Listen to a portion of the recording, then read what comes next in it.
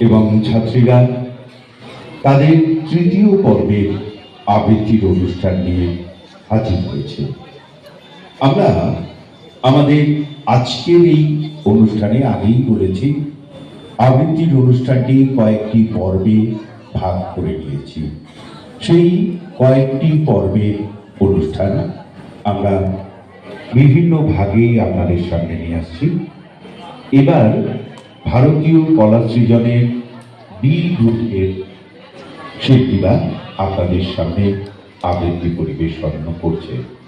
আসুন শুরু করি ভারতীয় কলা সৃজনের আবৃত্তি বিভাগের ছাত্রছাত্রীদের আবৃত্তির অনুষ্ঠান।